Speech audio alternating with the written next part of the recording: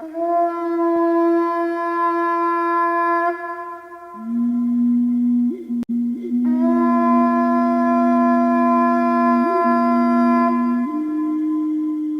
mago de Terramar, de Úrsula K. Le Guin.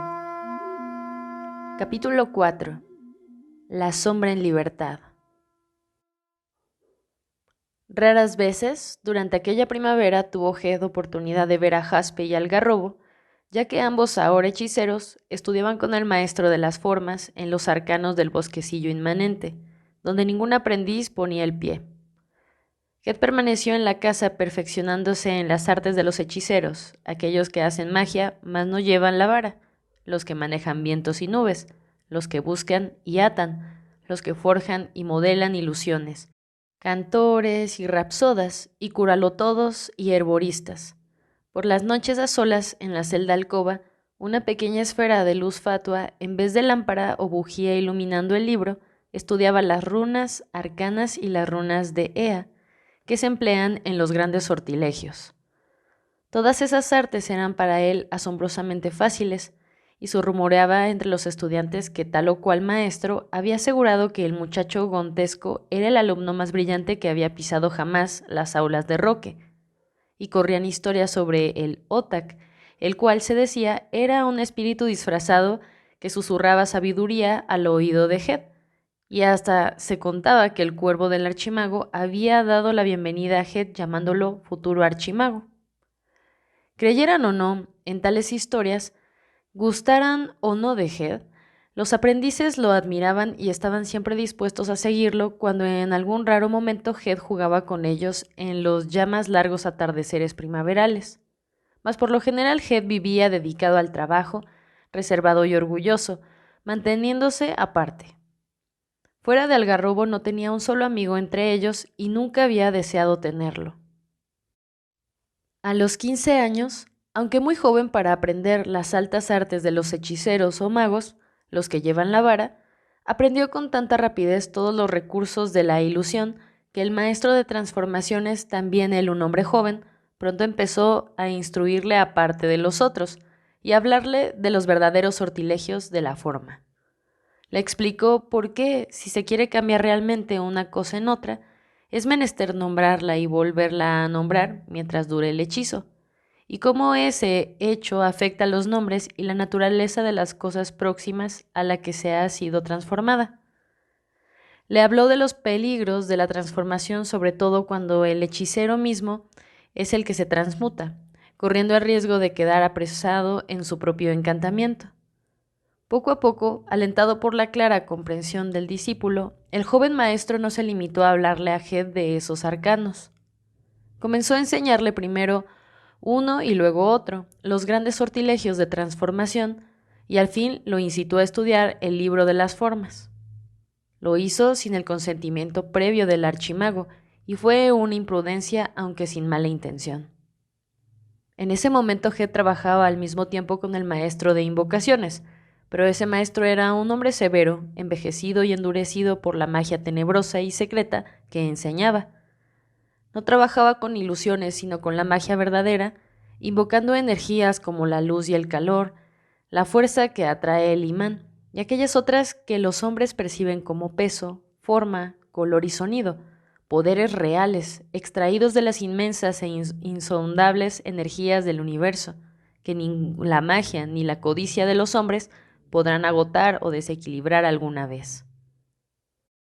Los poderes del maestro de nubes y del maestro de mares sobre los vientos y las aguas eran artes ya conocidas por los alumnos, pero él enseñaba por qué razón el mago verdadero solo recurre a esos sortilegios en casos de necesidad extrema, ya que invocar esas fuerzas altera la naturaleza misma del mundo terrestre.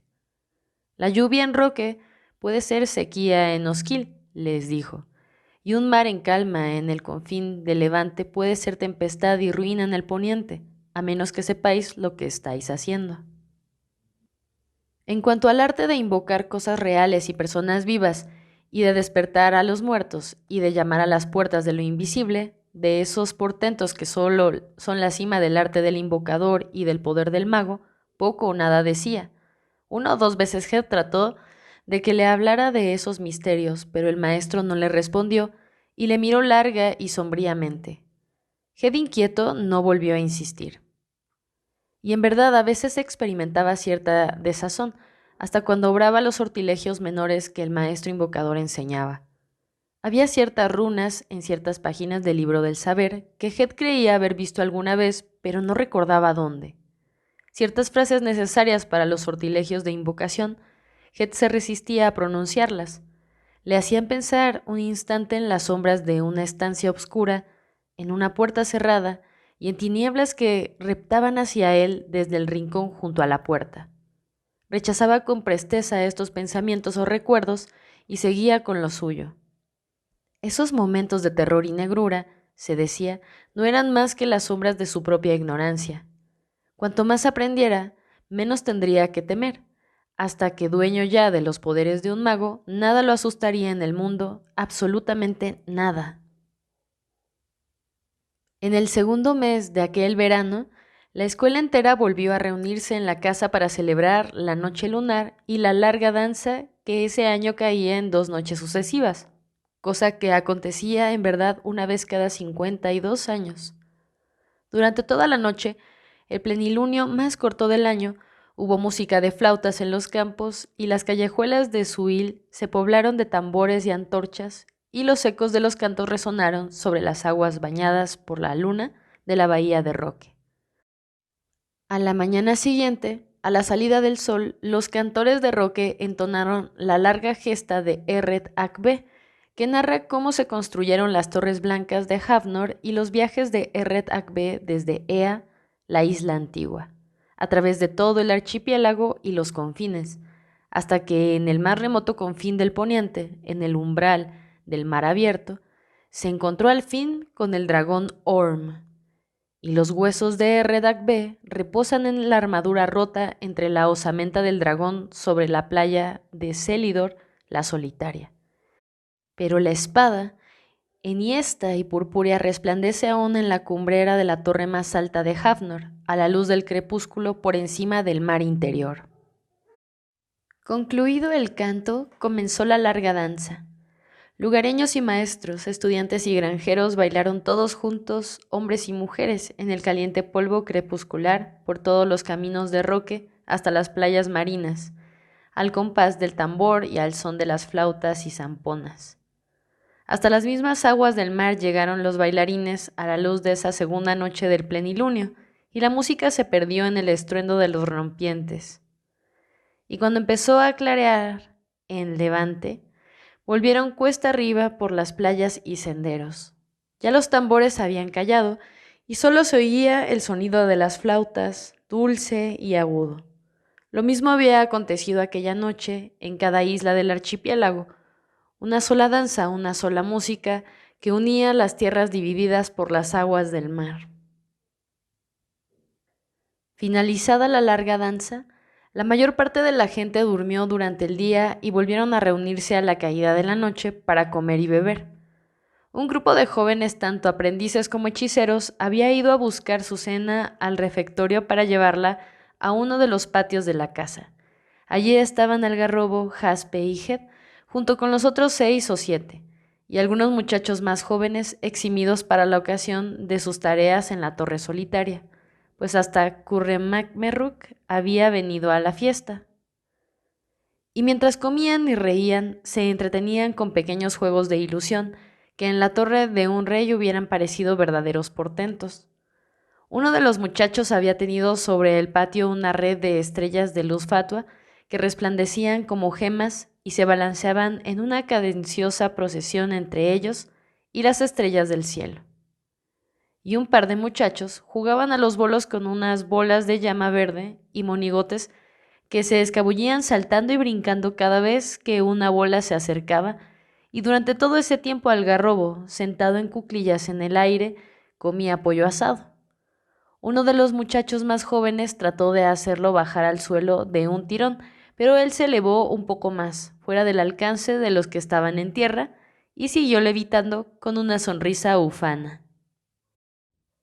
De vez en cuando Tiraba al aire un hueso de pollo y el huesecillo se transformaba en un búho y remontaba el vuelo, ululando. Head les arrojaba a los búhos flechas de corteza de pan y los derribaba, pero apenas tocaban el suelo, desvanecida la ilusión, yacían allí como huesos y pan. Luego Head intentó reunirse con Algarrobo, pero como no conocía el sortilegio tenía que mover los brazos para mantenerse en el aire, y todos se reían a carcajadas viendo cómo saltaba, se sacudía y tropezaba.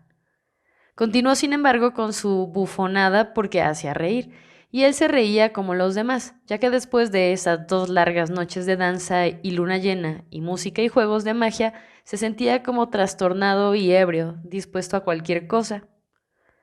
Al fin bajó lentamente hasta poner los pies en el suelo justo al lado de Jaspe, y Jaspe, que nunca se reía a carcajadas, se hizo a un lado diciendo: «El gavilán que no sabe volar». «¿No es el jaspe una piedra preciosa?», replicó Head con una sonrisa. «Oh, joya entre los hechiceros, oh, gema de Havnor, resplandece ahora para nosotros». El muchacho que había tenido la red de luces fatuas lanzó una abajo para que danzara y centellara alrededor de la cabeza de Jaspe. No tan sereno como de costumbre, frunciendo el ceño, Jaspe apartó bruscamente la luz y la apagó como si fuese una vela. «Estoy ya harto de niñerías y de alboroto y ridiculeces». «Te estás volviendo viejo, amigo», observó Algarrobo siempre desde arriba. «Si es silencio y obscuridad lo que quieres», terció uno de los muchachos más jóvenes, «puedes probar suerte en la torre». Head le preguntó: «¿Qué es lo que quieres, Jaspe?» «Quiero la compañía de mis pares», respondió Jaspe. «Ven, Algarrobo, dejemos a estos aprendices con sus juguetes». Head se volvió para enfrentarse a Jaspe. «¿Qué tienen los hechiceros que no tengan los aprendices?», inquirió. Había hablado con seriedad, pero los otros muchachos callaron de pronto, como petrificados, pues en las voces de él y Jaspe, límpidas y cortantes como el filo del acero que sale de la vaina, había odio ahora. «Poder», dijo Jaspe. «Mediré tu poder con el mío, acto por acto». «¿Me desafías?» «Te desafío». Algarrobo, que acababa de bajar al suelo, se interpuso entre ellos con una cara sombría. «Los duelos de hechicería no están permitidos, como bien sabéis. Acabad con esto». Head y Jaspe callaron, pues en verdad conocían la ley de Roque y sabían además que a Algarrobo lo guiaba el amor y a ellos el odio. Mas la ira de los dos, aunque momentáneamente contenida, no se enfrió. Ya Jaspe, haciéndose un poco a un lado como para que solo Algarrobo pudiese oírlo, dijo con su fría sonrisa: «Creo que harías bien en recordarle una vez más a tu amigo el cabrerizo que hay una ley que lo protege. Parece abatido, pero me pregunto, ¿habrá imaginado que yo iba a aceptar un desafío?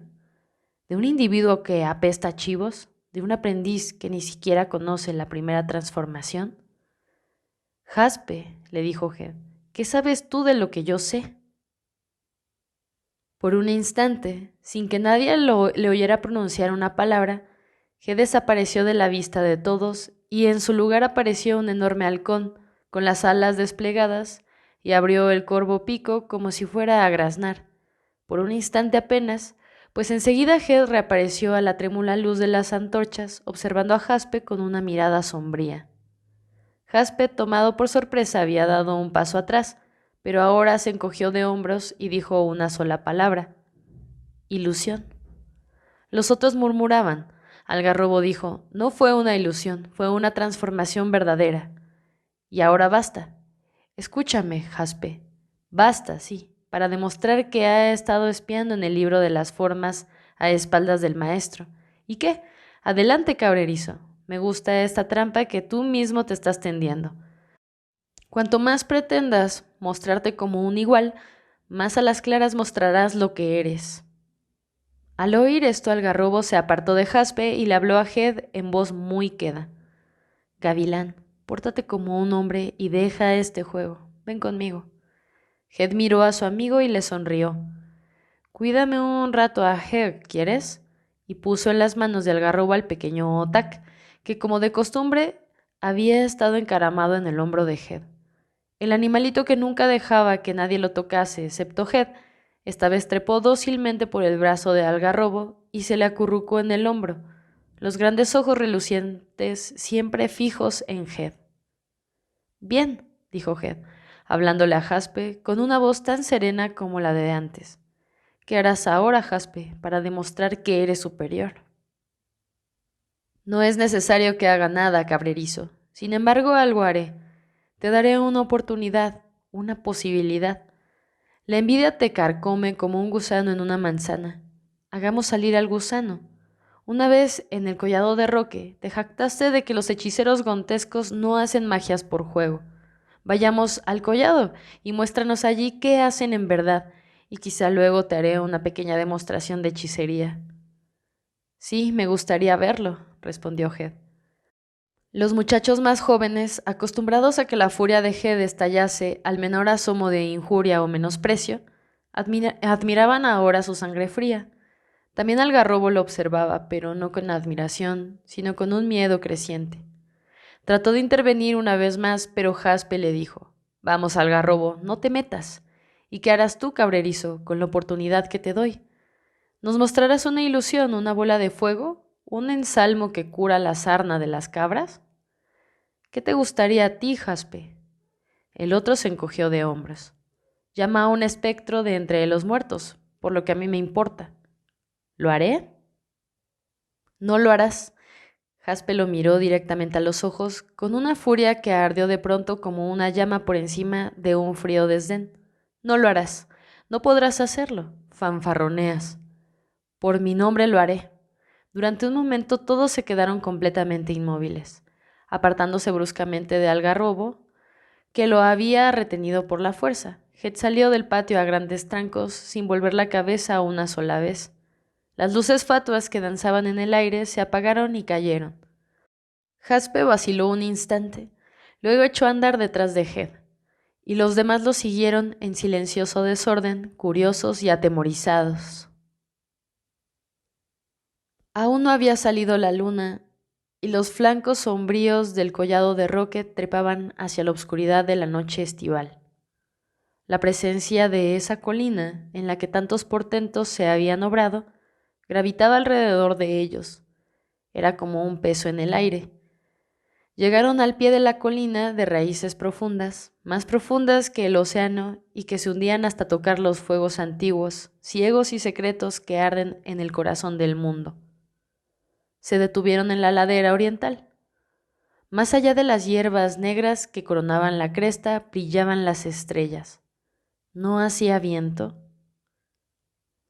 Head siguió unos pasos ladera arriba, alejándose de los otros, y al fin se volvió y dijo con una voz clara: «Jaspe, ¿qué espectro he de llamar?»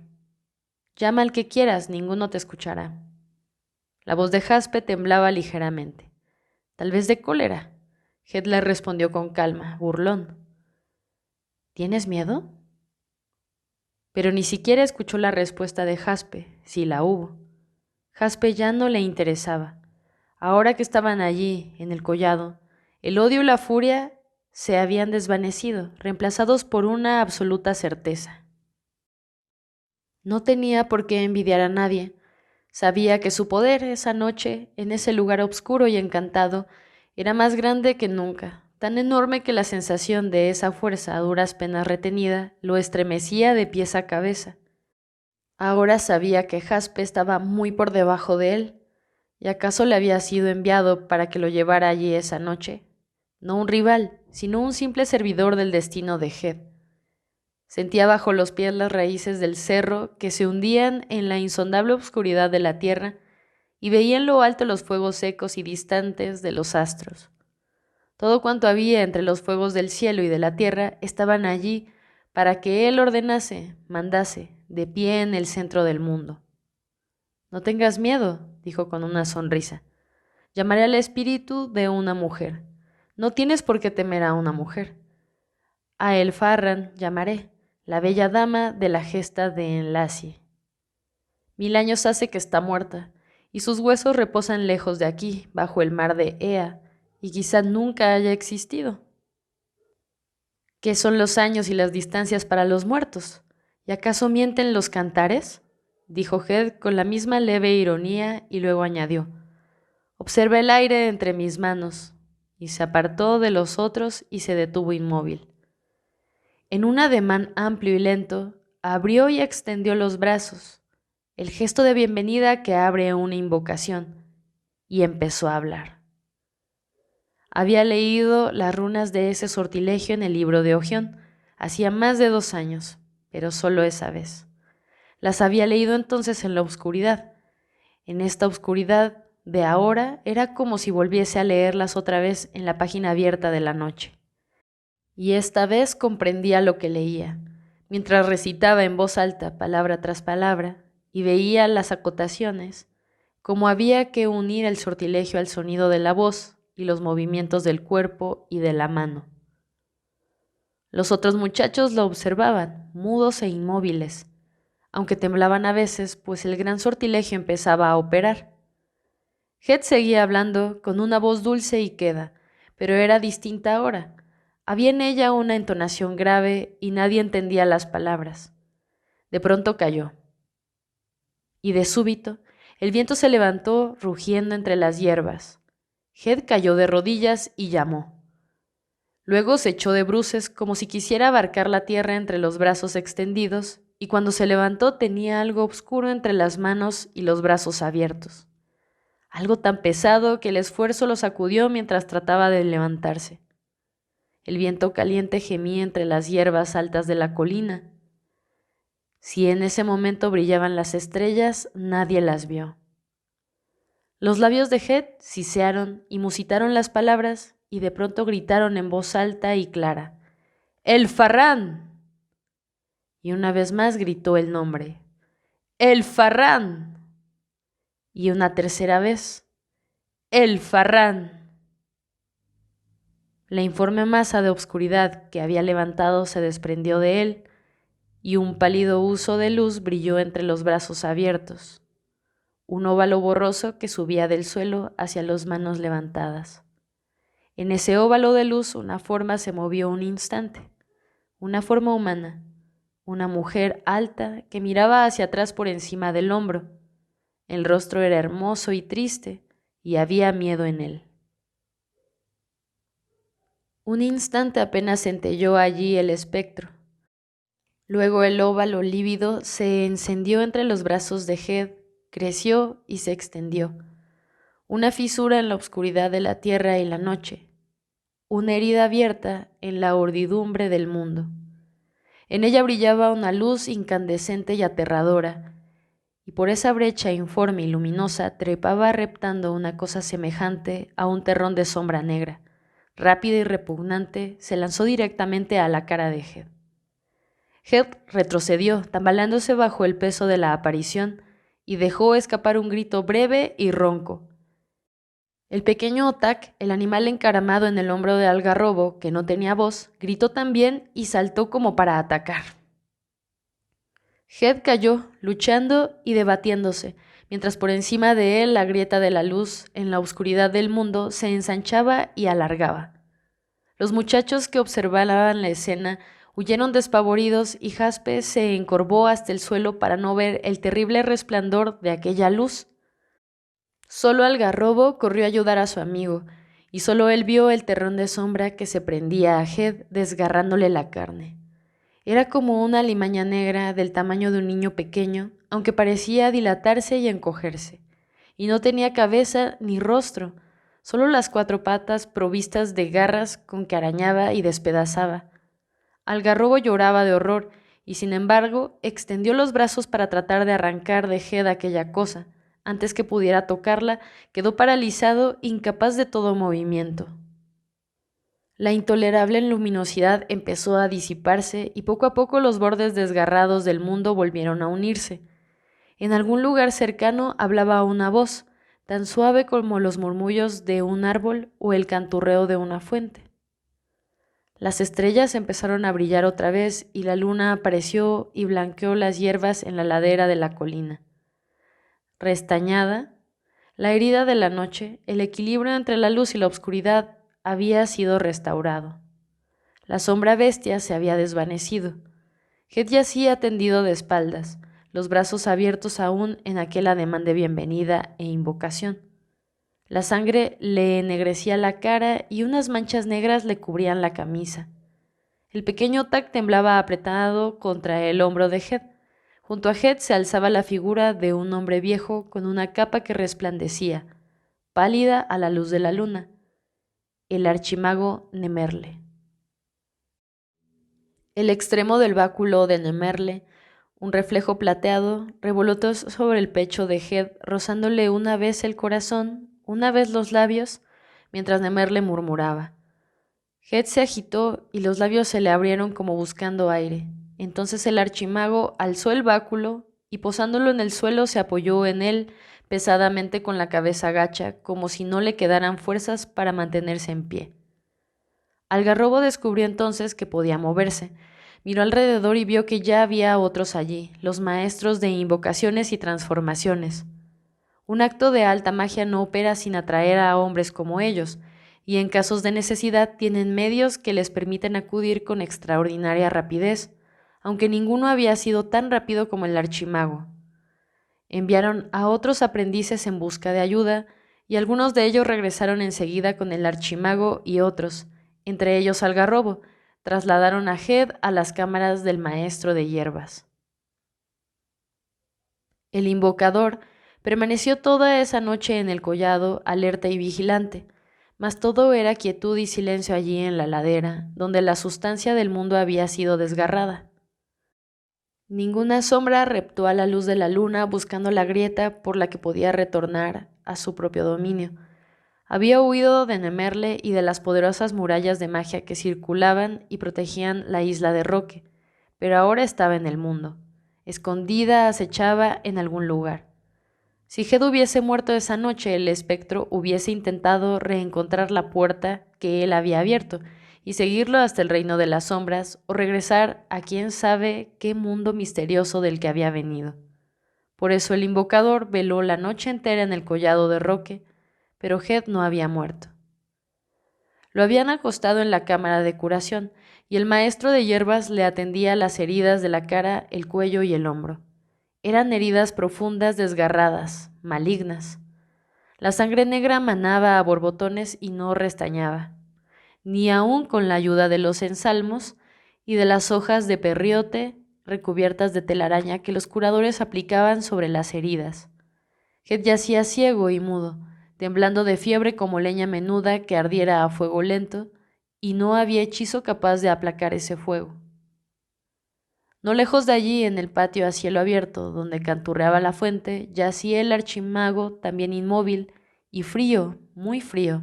Solo en los ojos parecía tener vida, y a la luz de la luna contemplaba las pequeñas cascadas y el leve movimiento de las hojas. Los que estaban junto a él no lo atendían ni recitaban en salmos. De vez en cuando hablaban entre ellos en voz baja y luego observaban al Señor.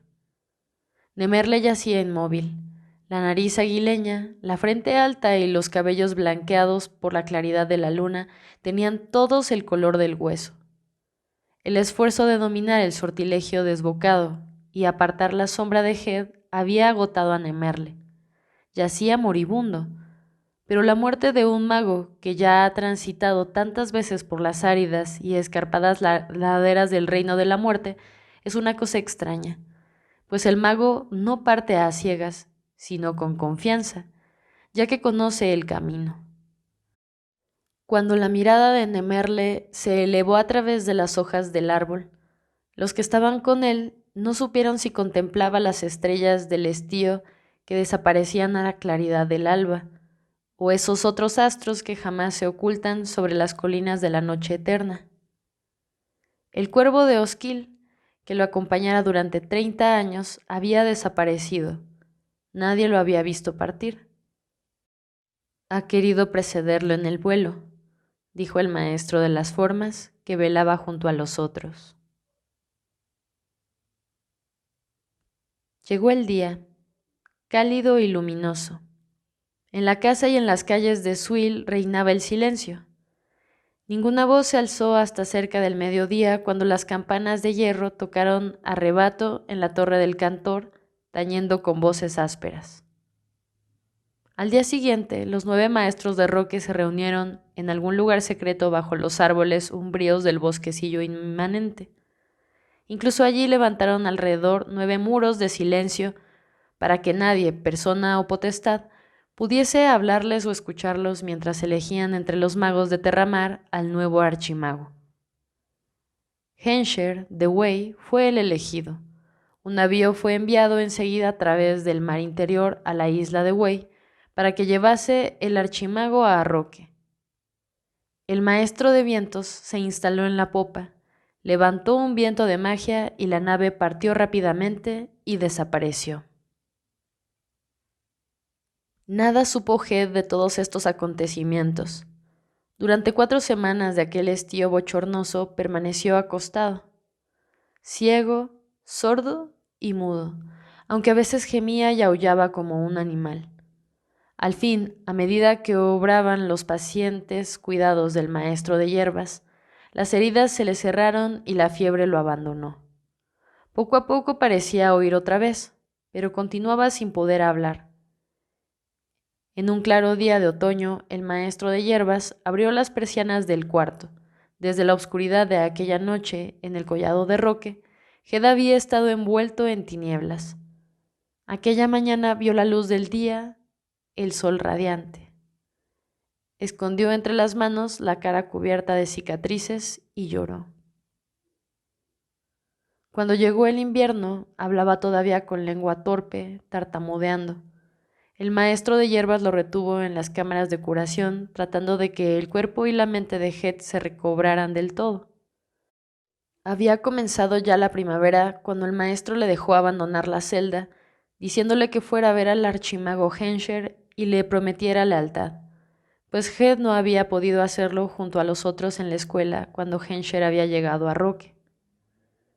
Durante los largos meses de enfermedad no habían permitido que los aprendices lo visitaran, y ahora viendo a Head entre ellos, algunos se preguntaban, ¿quién es?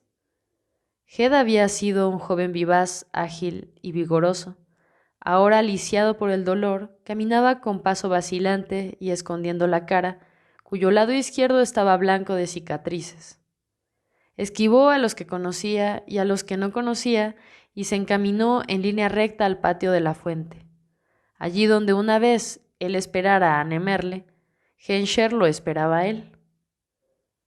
Como el antiguo archimago, Hensher estaba envuelto en una capa blanca, pero como la mayoría de los hombres de Wey y del confín de Levante, Hensher era negro de tez y también los ojos eran negros bajo las cejas pobladas. Head se hincó de rodillas y prometió lealtad y obediencia. Hensher permaneció un momento en silencio. «Sé lo que has hecho», dijo al fin, «pero no qué eres. No puedo aceptar tu lealtad». Head se levantó y se sostuvo apoyando la mano contra el tronco del árbol junto a la fuente. Todavía era muy lento para encontrar las palabras. «¿He de irme de Roque, mi señor? ¿Quieres irte de Roque?» «No. ¿Qué quieres?» «Quedarme, aprender, deshacer el mal». Ni el propio Nemer le pudo hacerlo. «No, yo no te dejaría partir de Roque. Nada te protege salvo los maestros de aquí y las murallas que defienden esta isla y alejan a las criaturas malignas. Si te marcharas ahora, la cosa que dejaste en libertad te encontraría enseguida y entraría en ti y te dominaría. No serías un hombre sino un Gebet, un títere sometido a la voluntad de esa sombra maléfica que has traído a la luz del sol. Te quedarás aquí hasta que tengas fuerza y sabiduría para defenderte de la sombra, si la tienes alguna vez. En este mismo instante está acechándote. Te espera sin duda. ¿La has vuelto a ver después de aquella noche? En sueños, señor. Y al cabo de un momento, Head prosiguió hablando con dolor y vergüenza. Señor Hensher, no sé qué era. Esa cosa que nació del hechizo y se lanzó sobre mí. Tampoco yo lo sé. No tiene nombre. Hay en ti un enorme poder y lo has usado de mal modo. obrando un sortilegio que no eras capaz de dominar, sin saber hasta qué punto ese sortilegio afecta el equilibrio de la luz y las tinieblas, de la vida y de la muerte, del bien y del mal.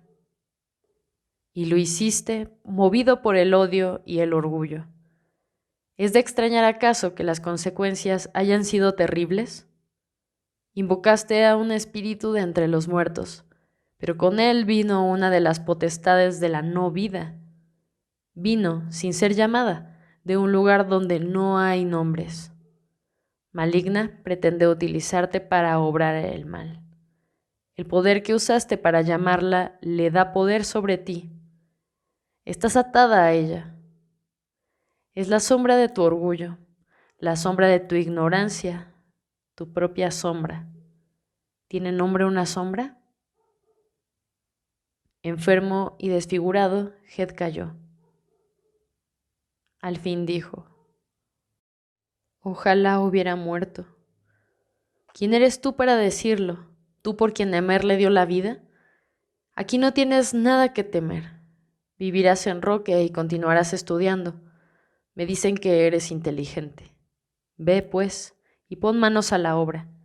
Y hazlo bien. No hay alternativa. Con esas palabras concluyó Hensher y desapareció de pronto, como es costumbre entre los magos. El manantial centelleaba a la luz del sol y Head lo observó un momento y escuchó, pensando en Emerle. Un día en ese mismo patio había tenido la impresión de ser una palabra que a la luz del sol había pronunciado. Ahora habían hablado las tinieblas, profiriendo una palabra que ya nada podía borrar. Salió del patio y fue a la vieja celda de la Torre del Sur, que permanecía vacía, reservada para él, y allí se quedó a solas. Cuando el gong llamó para la cena, fue a sentarse a la mesa larga, pero casi no les habló a sus compañeros, ni levantó la cabeza para mirarlos, ni siquiera a aquellos que lo saludaron cordialmente. De modo que al cabo de un día o dos todos lo dejaron solo, y eso era lo que él deseaba, pues temía el mal que pudiera hacer o decir por ignorancia. Ni Algarrobo ni Jaspe estaban en la escuela y no preguntó por ellos. Los muchachos sobre los que había sobresalido antes ahora lo avejentaban a causa de los meses perdidos, y durante esa primavera y ese verano estudió con muchachos más jóvenes. Y ni siquiera entre ellos se destacaba, pues las palabras de cualquier sortilegio, aun el juego de ilusión más simple, se le trababan en la lengua y las manos no se le movían con la destreza de antes. En el otoño tuvo que ir una vez más a la Torre Solitaria a estudiar con el maestro de nombres, esta Urea, que en un tiempo había temido. Lo complacía ahora porque era el silencio lo que buscaba, y un largo aprendizaje en el que no tuviera que urdir ningún sortilegio ni practicar el poder que aún sentía en él. La víspera de su partida para la torre, un visitante entró en el cuarto. Vestía una oscura capa de viaje y llevaba una vara de encina con el calce de hierro. Al ver el báculo del hechicero, Head se puso de pie. Gavilán. Al oír esa voz, Head alzó los ojos. Allí frente a él estaba Algarrobo, corpulento y macizo como siempre, la cara negra y tosca, un poco envejecida, pero con la misma sonrisa. Llevaba acurrucada en el hombro una bestezuela pequeña, de pelaje moteado y ojos relucientes. Se ha quedado conmigo mientras estuviste enfermo, y ahora me apena separarme de él. Y más aún me apena separarme de ti, Gavilán, pero vuelvo al terruño. Joeg, ve con tu verdadero amo. Algarrobo acarició al Otak y lo depositó en el suelo. El animalito fue a sentarse sobre el jergón de Head y se lamió el pelaje con una lengua seca y cobriza que parecía la hoja de una planta. Algarrobo se rió, pero Head ni siquiera alcanzó a sonreír. Se inclinó para ocultar la cara y acarició al Otak. Pensé que nunca más vendrías a verme, Algarrobo, dijo. No era un reproche, pero Algarrobo respondió. No pude. El maestro de hierbas me lo prohibió, y desde que llegó el invierno he estado con el maestro en el bosquecillo, recluido yo también. No me dejaron salir del bosque hasta que obtuve mi vara. Escucha, Head, cuando tú también estés libre, ve al confín de Levante, te esperaré. Allí en las aldeas pequeñas hay alegría y los hechiceros son muy bien recibidos por los pobladores. Libre, murmuró Head, y se encogió ligeramente de hombros tratando de sonreír. Algarrobo lo miró, no exactamente como solía mirarlo antes, no con menos amor, pero tal vez con algo más de hechicería. Le dijo con dulzura: «No pensarás quedarte encerrado para siempre en Roque». «Bueno, he pensado, tal vez podría ir a trabajar con el maestro de la torre, llegar a ser uno de los que buscan en los libros y en las estrellas los nombres perdidos, y así no hacer más daño, aunque tampoco mucho bien». «Puede ser», dijo Algarrobo. «No soy vidente, pero lo que veo en ti no son celdas y libros, sino mares remotos y el fuego de los dragones, y las torres de las ciudades y todas las cosas que ve un halcón cuando vuela muy alto y lejos». «¿Y detrás de mí? ¿Qué ves detrás de mí?», preguntó Head, y se levantó mientras hablaba, y la luz fatua que brillaba en lo alto entre los dos amigos proyectó la sombra de Head en la pared y en el suelo. Head volvió la cara y dijo tartamudeando: «Pero cuéntame, ¿a dónde irás? ¿Qué harás?» «Iré a casa a ver a mis hermanos y a la hermana de que te he hablado. Era una niñita cuando la dejé y pronto tendrá nombre. Me parece tan extraño cuando lo pienso, así que me buscaré un trabajo de hechicero en alguna parte, en las islas pequeñas. O me gustaría mucho quedarme y hablar contigo, pero no puedo. Mi nave zarpa esta misma noche y ha cambiado la marea. Gavilán, si alguna vez tu camino te lleva al este, ve a verme. Y si algún día necesitas de mí, llámame. Llámame por mi nombre, Estarriol». Al oírlo, Head alzó la cara cubierta de cicatrices y encontró la mirada de Algarrobo. «Estarriol», dijo, «mi nombre es Head». Entonces, tranquilos los dos, se despidieron, y Algarrobo dio media vuelta y se alejó por el corredor de piedra y se marchó de Roque. Head se quedó un momento de pie, inmóvil, como alguien que ha recibido una gran noticia y tarda tiempo en darse cuenta. Era un gran regalo el que Algarrobo acababa de hacerle al revelarle su verdadero nombre. Nadie conoce el verdadero nombre de alguien excepto él mismo y quien le dio ese nombre. Puede, si con el tiempo quiere hacerlo, revelárselo a un hermano o a su mujer o a un amigo, y ni aun estos pocos podrán decirlo en presencia de un tercero. En esas ocasiones lo llamarán, como los otros, por el nombre común, o un sobrenombre, como por ejemplo Gavilán o Algarrobo, y Ojión, que significaba pina. Si los hombres ordinarios ocultan su verdadero nombre a todo el mundo, excepto a unos pocos a quienes aman y en quienes confían, con mucha más razón tienen que hacerlo los magos y hechiceros, por ser más peligrosos y estar a la vez más expuestos al peligro. El que conoce el nombre de una criatura tiene en sus manos la vida de esa criatura. Y a Head, que había perdido la fe en sí mismo, Algarrobo le había regalado algo que solo un amigo puede dar: una prueba de una confianza completa e inquebrantable. Head se sentó en el jergón y dejó que el globo de luz se extinguiera, exhalando una varada de gas de los pantanos. Acarició a Lotak, que se desperezó voluptuosamente y se le durmió sobre la rodilla como si nunca hubiese dormido en ninguna otra parte.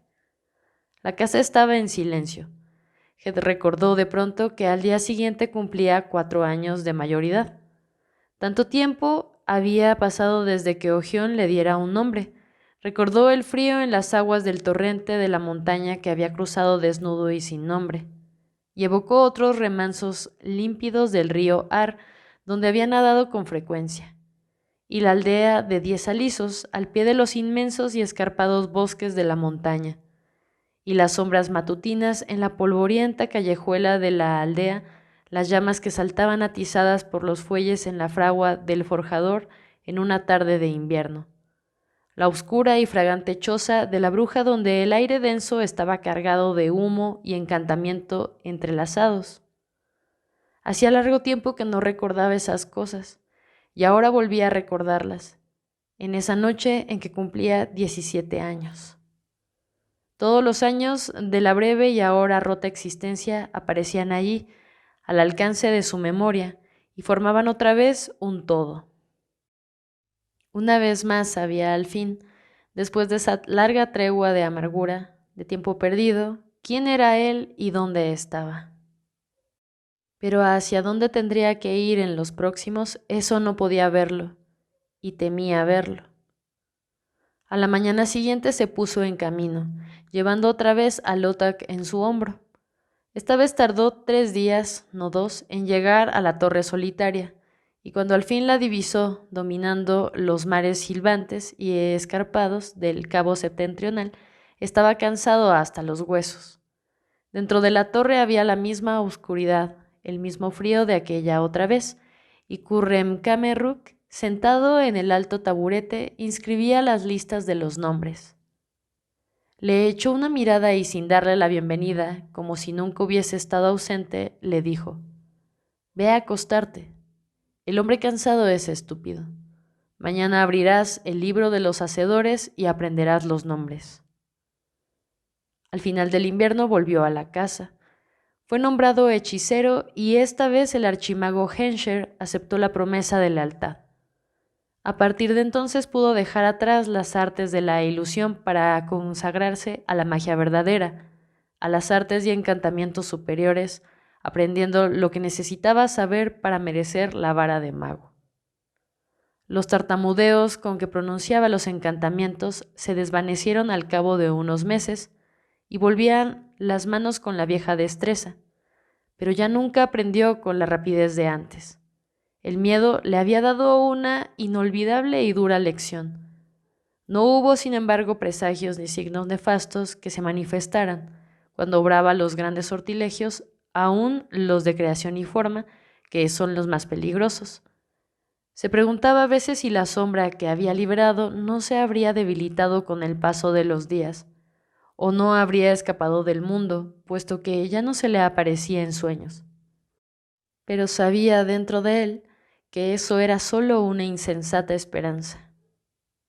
De los maestros y de los libros antiguos, Head aprendió lo poco que se podía saber de la sombra que él mismo había liberado.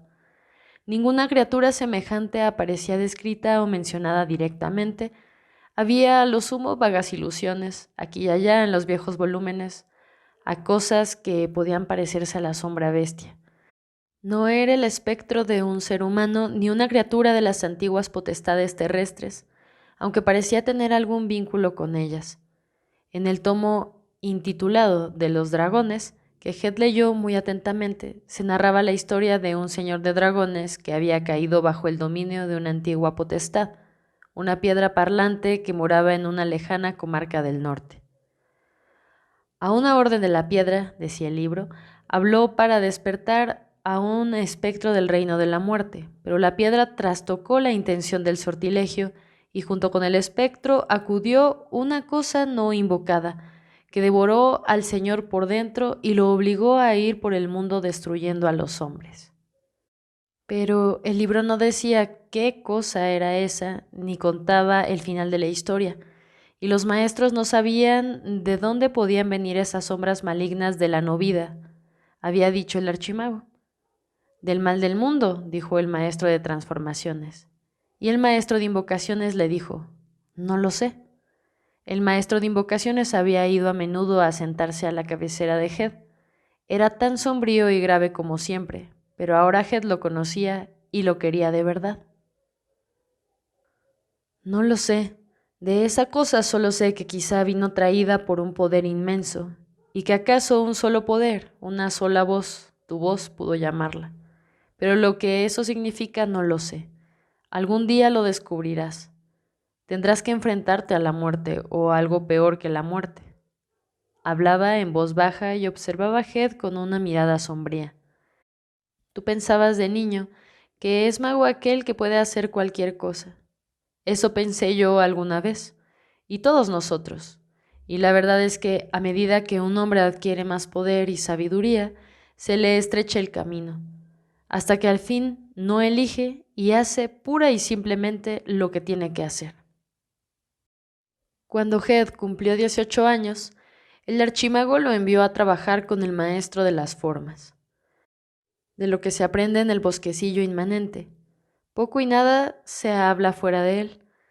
Se dice que allí no se obran encantamientos, y sin embargo el lugar mismo es un encantamiento. A veces los árboles del bosquecillo son visibles y otras invisibles, y no siempre están en el mismo lugar o región de la isla de Roque. Dícese que los árboles mismos son sabios, y que el maestro de las formas aprende allí la magia suprema dentro del bosquecillo, y que si alguna vez los árboles llegaran a morir, con ellos se moriría también la sabiduría del lugar, y que entonces las aguas crecerían y anegarían las islas de Terramar, que Segoy había sacado de los abismos en tiempos inmemoriales, y asimismo todas las tierras en que habitan los hombres y los dragones. Pero esas son voces que corren, los magos nunca dicen nada. Pasaron los meses y al fin, en un día de primavera, Head volvió a la casa. No sabía qué le pedirían ahora. Junto a la puerta donde empieza el sendero que cruza los campos y lleva al collado de Roque, lo esperaba un hombre anciano de pie en el umbral. En el primer momento Head no lo reconoció, pero luego recordó quién era. El hombre que le había permitido entrar en la casa el primer día, 5 años atrás. El viejo le sonrió, lo saludó llamándolo por el nombre verdadero y le preguntó, ¿sabes quién soy? Ahora bien, Head ya había pensado más de una vez porque, si siempre se hablaba de los 9 maestros de Roque, él solo conocía 8. El de vientos y nubes, el de malabar, el de hierbas, el de cantos, el de transformaciones, el de invocaciones, el de nombres y el de formas. Tenía la impresión de que cuando la gente hablaba del archimago se referían al noveno. Sin embargo, cuando eligieron al nuevo archimago, se habían reunido 9 maestros. Creo que eres el maestro portero, dijo Head. Así es, Head. Y así como entraste en Roque diciendo tu nombre, ahora puedes ganar tu libertad diciendo el mío. Así le habló el viejo sonriendo y esperó. Head lo miró inmóvil, perplejo. Conocía 1000 maneras y ardides y medios para descubrir los nombres de las cosas y de los seres humanos, una habilidad que era parte de cuanto había aprendido en Roque, pues no es posible sin ella ninguna magia útil. Pero descubrir el nombre de un mago y un maestro era otra cuestión.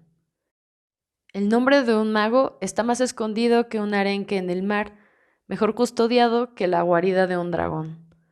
Un encantamiento escudriñador sería enfrentado por otro más poderoso. Las artimañas sutiles fracasarán, las preguntas capciosas tendrán respuestas capciosas, y la fuerza se volverá ruinosamente contra sí misma. Estrecha es la puerta que guardas, maestro, dijo Head al fin. Creo que me sentaré por aquí en los prados y ayunaré hasta que adelgace y pueda escurrirme dentro. Todo el tiempo que quieras, dijo el portero y sonrió.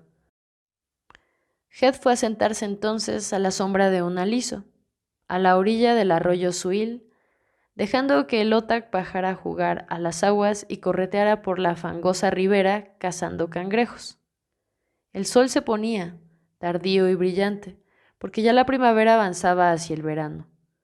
En las ventanas de la casa centellaban las linternas y las luces fatuas, y la calle del poblado de Suil eran allá abajo un pozo de sombra.